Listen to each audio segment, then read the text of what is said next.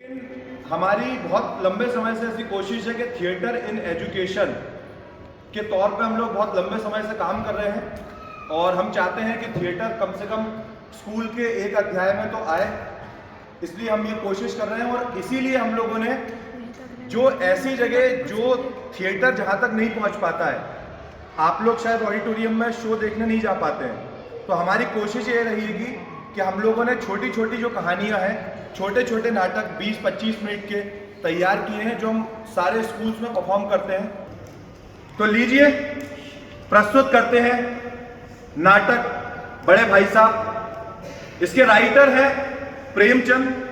प्रेमचंद हिंदी के बहुत बड़े साहित्यकार हैं, कहानीकार हैं। उनकी जो ये कहानी है वो आपके कोर्स में भी है।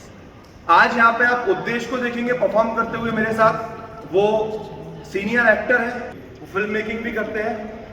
तो लीजिए शुरू करते हैं नाटक बड़े भाई साहब।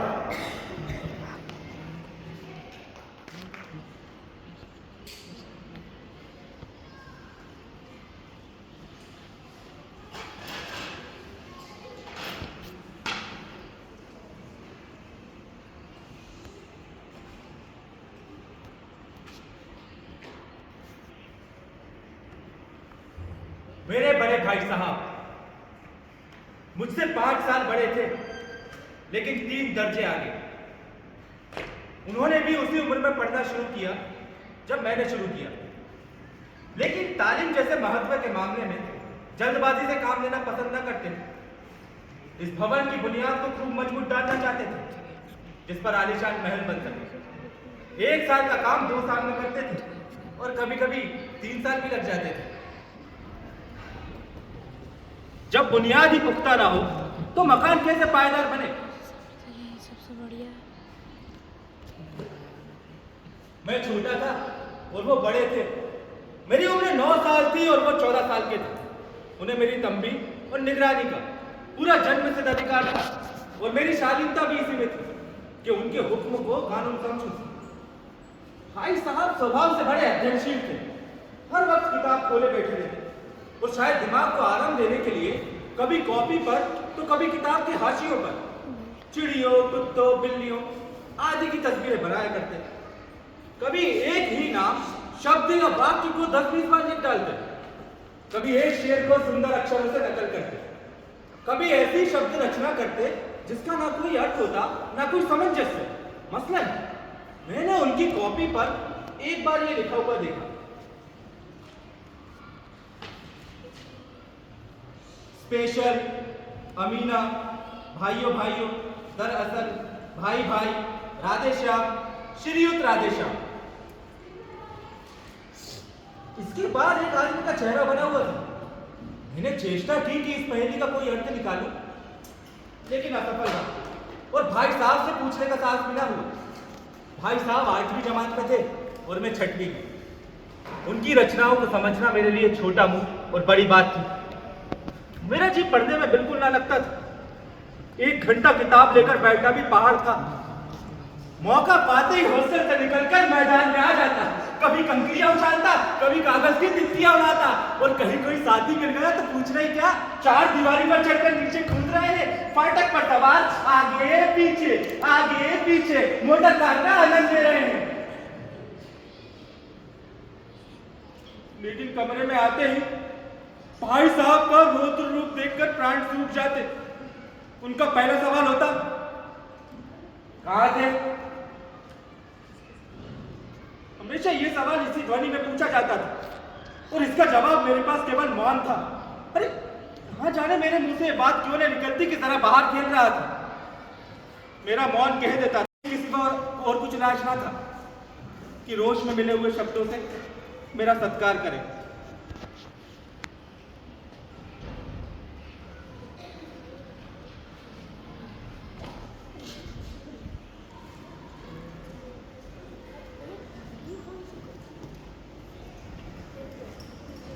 A for apple, A for apple, apple is good for health. B for ball, B for ball in the playground. C for cat, C for cat, cat on the table. D for dog, D for dog, dog in the playground. इस तरह अंग्रेजी पढ़ोगे तो जिंदगी भर पढ़ते रह जाओगे और एक हर्फ ना आएगा। अंग्रेजी पढ़ना कोई हंसी खेल नहीं है कि जो चाहे पढ़ लिख जाए। नहीं हेरा गहरा नत्थू खेरा सब अंग्रेजी के विद्वान हो जाते। अरे यहाँ रात दिन आंखें फोड़नी पड़ती है, खून जलाना पड़ता है, तब कहीं जाके विद्या आती है। और तुम कितने ढोंगा हो कि तुम मुझे देखकर भी सबक नहीं लेते हो। मैं कितनी मेहनत करता हूँ तुम अपनी आंखों से देखते हो, और अगर नहीं देखते हो तो ये तुम्हारी आंखों का कसूर है, तुम्हारी बुद्धि का कसूर है। कितने मेले तमाशे होते हैं, मैं कभी पास भी नहीं भटकता, हमेशा पढ़ता रहता हूँ, और उस पर भी एक एक दर्जे में 2-2, 3-3 साल पढ़ा रहता हूँ। फिर तुम कैसे आशा कर सकते हो कि यूं खेल कूद में वक्त गवाकर तुम पास हो जाओगे? अरे मुझे तो 2-3 साल लगते हैं, तुम जिंदगी भर इसी दर्जे में पढ़े सड़ते रहोगे और एक शब्द ना आएगा। और अगर तुम्हें इसी तरह उम्र गंवानी है ना, तो बेहतर है कि घर चले जाओ और मजे से गुल्ली डंडा खेलो। काला की गाड़ी कमाई का रुपया क्यों बर्बाद करते हो?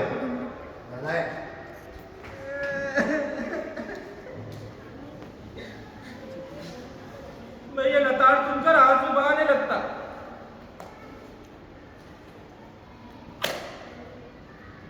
जवाब ही क्या था? अपराध तो मैंने किया था, लताड़ कौन सा है? भाई साहब उस देश की कला में निपुण थे, ऐसी ऐसी लगती बातें कहते, ऐसे ऐसे सूखती बाण चलाते कि मेरे जिगर के टुकड़े टुकड़े हो जाते और हिम्मत टूट जाती। इस तरह जान तोड़कर मेहनत करने की शक्ति मैं अपने में ना पाता था, और उस निराशा में जरा देर के लिए मैं सोचने लगता, क्यों ना अपने घर वापस चला जाऊं। जो काम मेरे बूते के बाहर है उसमें हाथ डालकर क्यों अपनी जिंदगी बर्बाद करूं। मुझे अपना इस तरह मूर्ख रहना मंजूर था, पर उतनी मेहनत से तो मुझे चक्कर आ जाता था। पर घंटे तो घंटे बाद निराशा के बादल छट जाते और मैं इरादा करता कि इस बार खूब जी लगाकर पढ़ूंगा। झटपट एक टाइम टेबल बना डालता, बिना कोई नक्शा बनाए, बिना कोई स्कीम तैयार किए काम कैसे शुरू करूं। और टाइम टेबल में खेल कूद की मत बिल्कुल उड़ जाती। प्रातः काल उठना, 6 बजे मुंह हाथ धोकर पढ़ने बैठ जाना, 6 से 8 तक अंग्रेजी, 8 से 9 तक हिसाब, 9 से 9:30 तक इतिहास, फिर भोजन और स्कूल। 3:30 बजे स्कूल से वापस लौटकर आधा घंटा आराम, 4 से 5 भूगोल, 5 से 6 ग्रामर, आधा घंटा हॉस्टल के बाहर टहलना, 6:30 से 7 तक अंग्रेजी कंपोजिशन, 1 घंटे भोजन के पश्चात 8 से 9 अनुवाद, 9 से 10 हिंदी, 10 से 11 विविध विषय और फिर विश्राम। मगर टाइम टेबल बना लेना एक बात है, उस पर अमल करना दूसरी बात। पहले ही दिन से उसकी अवहेलना शुरू हो जाती। मैदान की वो सुखद हरियाली, हवा के वो हल्के हल्के झोंके, फुटबॉल की वो उछल कूद, वॉलीबॉल की वो तेजी और फुर्ती बजाय अज्ञात रहने वाले मुझसे वहां खींच ले जाती, और वहां जाते ही मैं सब भूल जाता। वो जानलेवा टाइम टेबल, वो आंख फोड़ पुस्तकें किसी की याद न रहती, और फिर भाई साहब को भी नजीहत और फजीहत करने का अवसर मिल जाता। मैं उनके साए से भागता, उनकी आंखों से दूर रहने की चेष्टा करता, कमरे में इस तरह दबे पांव आता कि उनको खबर ना हो। उनकी नजर मेरी ओर उठी और मेरे प्राण निकले।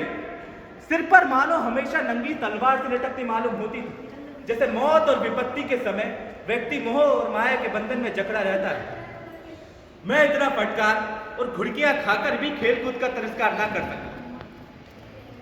सालाना इम्तिहान हुआ, एग्जाम हुआ, और भाई साहब फेल हो गए, मैं पास हो गया और दर्जे में प्रथम आया। अब भाई साहब और मुझ में केवल 2 दर्जे का अंतर और रह गया।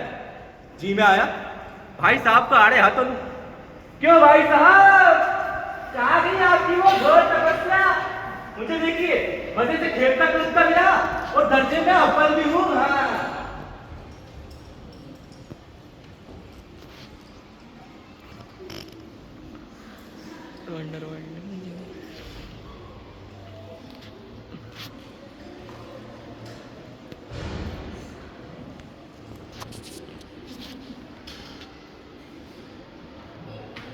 लेकिन भाई साहब इतने दुखी और उदास थे कि मुझे उनसे दिली हमदर्दी हुई और उनके घाव पर नमक छिड़कने का विचार लज्जास्पद जान पड़ा। हाँ, अब मुझे खुद पर अभिमान हुआ और आत्मसम्मान भी बढ़ा। भाई साहब का वो रोब अब मुझ पर ना रहा, आजादी से खेलकूद में शरीक होने लगा। दिल मजबूत था, अगर उन्होंने मेरी फिर फजीहत की तो साफ कह दूंगा, आपने अपना खून जलाकर कौन सा तीर मार लिया? मैं तो खेलते कूदते दर्जे में अव्वल भी हूँ। जुबान से ये हेकड़ी जताने का साहस न होने पर भी मेरे रंग से साफ जाहिर होता था कि भाई साहब का वो आतंक अब मुझ पर ना रहा। भाई साहब ने इसे भांप लिया। उनकी सहज बुद्धि बड़ी तीव्र थी। एक दिन भोर का सारा समय गुल्ली डंडे की भेंट कर मैं ठीक भोजन के समय लौट आया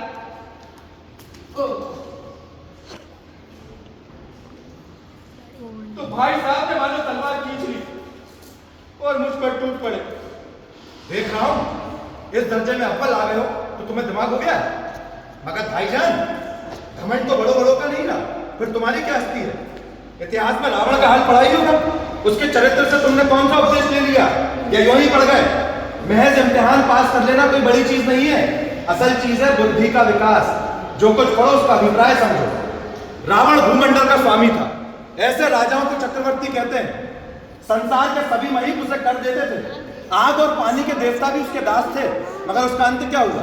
अंत में उसे कोई चुल्लू भर पानी देने वाला भी नहीं बचा। आदमी जो चाहे तो कर्म करे पर अभिमान ना करे, इतराए नहीं। अभिमान किया और दीन दुनिया दोनों से गया। शैतान का हाल भी पढ़ा ही होगा।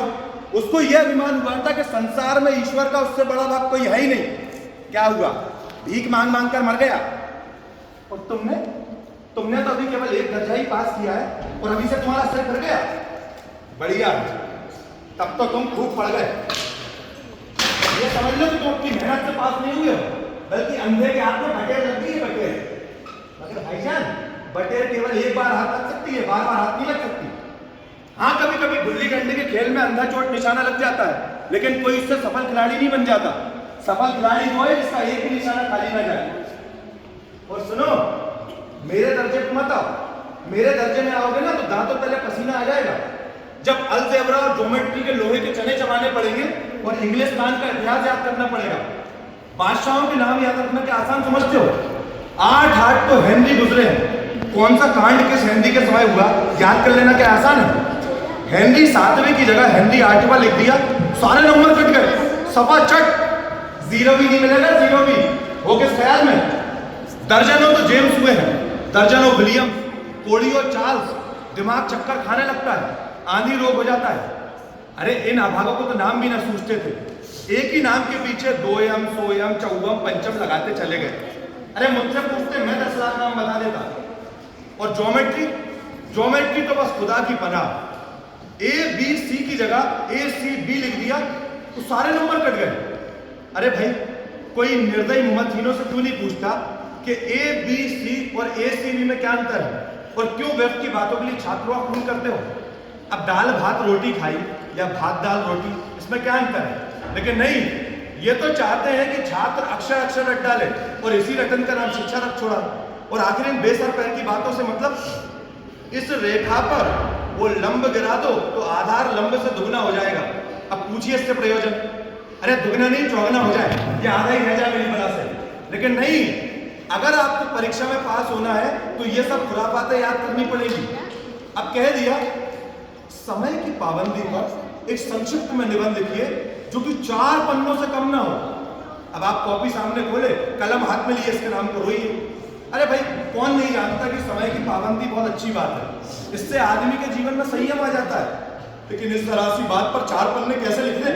जो बात एक वाक्य में कही जा सके उसे 4 पन्नों में लिखने से मतलब? मैं तो इसे समय की हिमाकत समझता हूँ।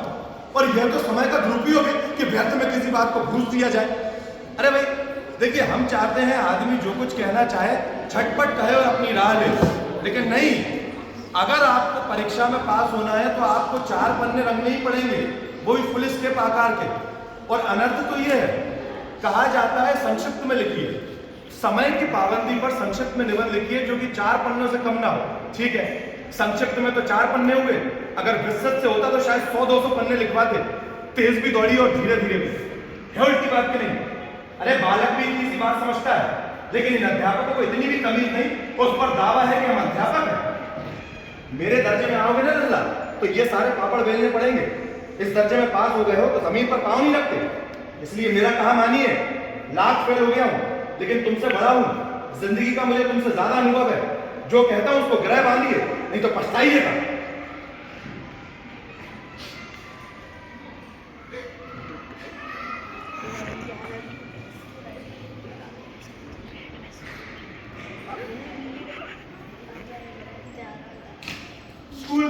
निकट था। नहीं तो ईश्वर जाने ये उपदेश माला कब समाप्त होती।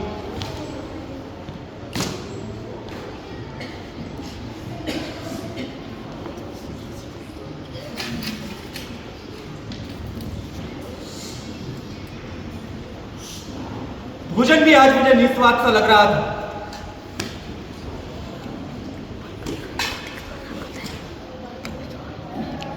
जब पास होने पर यह तिरस्कार हो रहा तो फेल हो जाने पर तो शायद प्राण ही नहीं लिए जाए।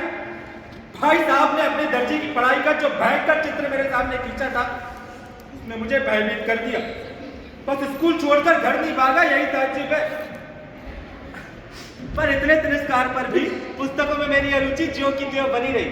खेल कूद का एक भी अवसर हाथ से न जाने देता था। पढ़ता भी था मगर बहुत कम, इतना कि रोज का टास्क पूरा हो जाए और दर्जे में दलील ना होना पड़े। अपने ऊपर जो विश्वास पैदा हुआ था वो फिर कहीं लुप्त हो गया और फिर चोरों सा जीवन कटने लगा। फिर सालाना इम्तिहान हुआ और कुछ ऐसा संयोग हुआ कि मैं फिर पास हो गया और भाई साहब फिर फेल हो गए। मैंने इतनी मेहनत न की पर ना जाने कैसे दर्जे में अव्वल आ गया। मुझे खुद पर अचरज हुआ। भाई साहब ने प्राणांतक परिश्रम किया था, कोर्स का एक एक शब्द चाट गए थे। रात को 10 बजे तक इधर, सुबह 4 बजे से उधर और 6 से 9:30 स्कूल जाने से पहले मुद्रा कांतिहीन हो गई थी। मगर बेचारे फेल हो गए।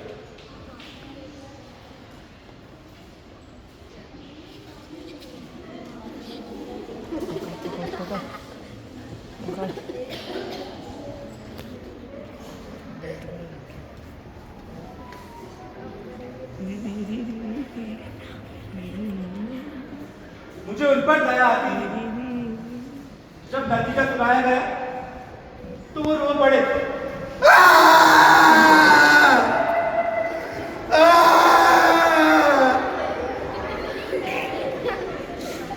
और मैं भी रोने लगा। अपने पास होने की खुशी आधी हो गई। अगर मैं भी फेल हो गया होता तो भाई साहब को इतना दुख ना होता।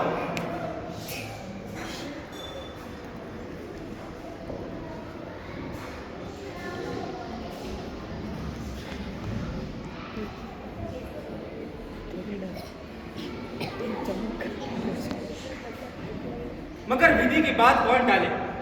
अब भाई साहब और मुझ में केवल एक दर्जे का अंतर और रह गया था। मेरे मन में एक कुटिल भावना उदय हुई कि अगर भाई साहब 1 साल और फेल हो जाए तो मैं तो उनके बराबर आ जाऊं। फिर वो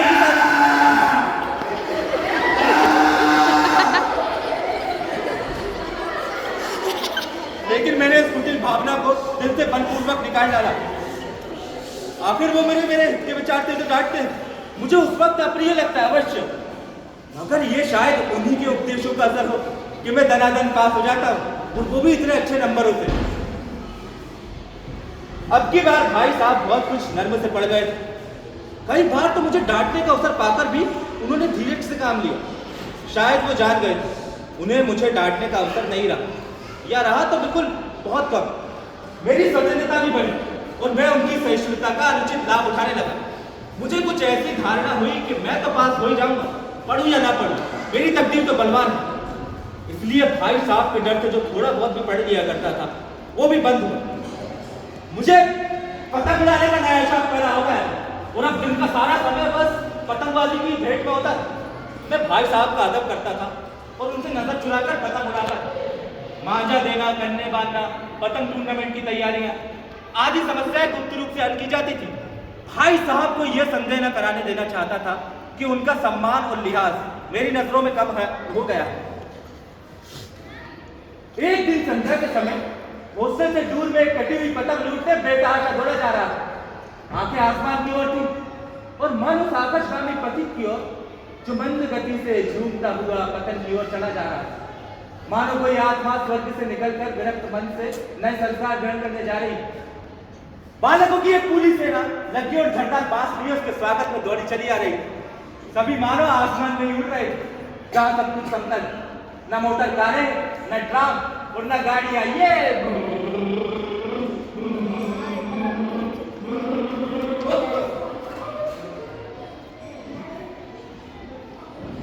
सब जो शायद बाजार से लौट रहे थे। उन्होंने भाई मेरा हाथ पकड़ा और गुस्से में बोले, इन बाजारी लौंडों के साथ इस ढेले की पतंग के लिए दौड़ते हुए तुम्हें शर्म नहीं आती? क्या तुम्हें इस बात का जरा भी लिहाज नहीं है कि तुम अब नीची जमात में नहीं हो बल्कि 8वीं जमात में आ गए हो और मुझसे केवल एक दर्जा नीचे हो? अरे भाई, आदमी को कुछ तो अपनी पोजीशन का ख्याल रखना चाहिए। एक जमाना था जब लोग 8वां दर्जा पास करके नायब तहसीलदार हो जाते थे। मैं कितने ही मिडिल चीजों को जानता हूँ जो आज अव्वल दर्जे के डिप्टी मजिस्ट्रेट और सुपरिटेंडेंट हैं। कितनी 8वीं जमात वाले उनकी मातहती में काम करते हैं और तुम उसी 8वें दर्जे में आकर इन बाजारी लौंडों के साथ घूम रहे हो। मुझे तुम्हारी कमकली पे दुख होता है।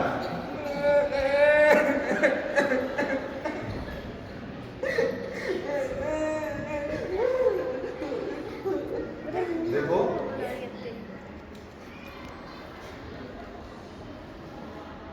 मैं जानता हूं कि तुम ज़हीन हो, इसमें कोई शक नहीं, लेकिन वो जहन किस काम का जो हमारे आत्मगौरव की हत्या कर डाले। तुम अपने मन में सोचते होगे कि अब मैं भाई साहब से महज एक दर्जा नीचे हूं और भाई साहब को मुझे कुछ कहने का हक नहीं है। ये तुम्हारी गलती है। मैं तुमसे 5 साल बड़ा हूं और आज तुम मेरी जमात में क्यों ना आ जाओ। और निसंदेह अगर परीक्षकों का यही हाल रहा तो अगले साल तुम मेरे समकक्ष हो जाओगे और 1 साल बाद शायद मुझसे आगे भी निकल जाओ। लेकिन तुम में और मुझ में जो 5 साल का अंतर है ना, उसे तुम क्या खुदा भी नहीं मिटा सकता। मैं तुमसे 5 साल बड़ा हूं और हमेशा रहूंगा, चाहे तुम एमए, डीफिल या डीलीटी क्यों ना हो जाओ। समझ किताबें पढ़ने से नहीं आती, दुनिया देखने से आती है। हमारी अम्मा ने तो कोई दर्जा पास नहीं किया और बाबा भी शायद 5वीं 6वीं जमात से आगे ना गए। लेकिन तुम्हें और मुझे समझाने का जो उन्हें अधिकार है ना, वो हमेशा रहेगा। और इसलिए नहीं कि वो हमारे जन्मदाता है, बल्कि इसलिए क्योंकि उन्हें दुनिया का, जिंदगी का तुमसे और मुझसे ज्यादा तजुर्बा है। अरे आज देव ना करे मैं बीमार पड़ जाऊं तो तुम्हारे हाथ पांव फूल जाएंगे। दादा को ताल लगने के सिवा तुम्हें कुछ न सूझेगा। लेकिन तुम्हारी जगह अगर दादा हो तो वो घबराए नहीं पर हवास ना हो। पहले मरज पहचान कर खुद इलाज करने की कोशिश करेंगे और उसमें सफल नहीं हुए तो फिर डॉक्टर और वैद्य को बुलाएंगे। अरे बीमारी तो खैर बड़ी चीज है। हम तुम तो इतना भी नहीं जानते कि महीने भर खर्च कैसे चलाना है। जो कुछ दादा भेजते हैं उसे हम 20-22 तक खर्च कर डालते हैं और फिर दाने के लिए मोहताज हो जाते हैं। धोबी और नाई से मुंह चुराने लगते हैं। लेकिन जितना जो हम तुम खर्च कर रहे हैं ना, उसके आधे में दादा ने अपनी जिंदगी का एक बड़ा भाग इज्जत और नेकनामी के साथ निभाया है और एक कुटुंब का पालन किया है। अरे अपने हेडमास्टर साहब को ही ले लो, एमए है कि नहीं, यहाँ के नहीं ऑक्सफोर्ड के, 1000 रुपए पाते हैं, लेकिन उनके घर का इंतजाम कौन करता है? उनकी बूढ़ी माँ। यहाँ पर हेडमास्टर साहब की डिग्री फेल हो गई। पहले खुद घर का इंतजाम करते थे तो खर्च पूरा ना पड़ता था, लेकिन जब से प्रबंध उनकी माता जी ने अपने हाथ में लिया है, घर में लक्ष्मी आ गई। तो भाईजान, ये गुरूर दिल से निकाल डालो कि मेरे समीप आ गए। मेरे देख के तुम बेरा ना चल पाओगे और अगर तुम यो ना माने ना तो मैं इसका भी प्रयोग कर सकता हूं। और मैं जानता हूं तुम्हें मेरी बातें जहर लग रही हैं। मैं उनकी इस नई युक्ति से नतमस्तक हो गया। आज मुझे सचमुच अपनी लघुता का अनुभव हुआ और भाई साहब के प्रति मेरे मन में श्रद्धा उत्पन्न हुई। मैंने सजल आंखों से कहा, हरगिज़ नहीं, आप जो फरमा रहे हैं वो बिल्कुल सच है और आपको कहने का अधिकार है। भाई साहब ने मुझे गले लगा लिया और कहा,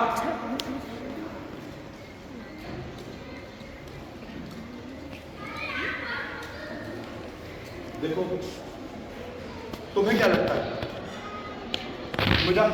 मेरा मन भी करता है खेलने के लिए, लेकिन खुद बेराह चलूंगा तो तुम्हारी परवाह कैसे करूंगा? यह कर्तव्य भी तो मेरे सर है ना। संयोग से उसी वक्त एक कटी हुई पतंग हमारे ऊपर से गुजरी। उसकी डोर लटक रही थी। बालकों की सेना उसके स्वागत में दौड़ी चली आ रही थी। भाई साहब लंबे हैं, उचक कर उसकी डोर पकड़ ली और बेतहाशा हॉस्टल की तरफ दौड़े।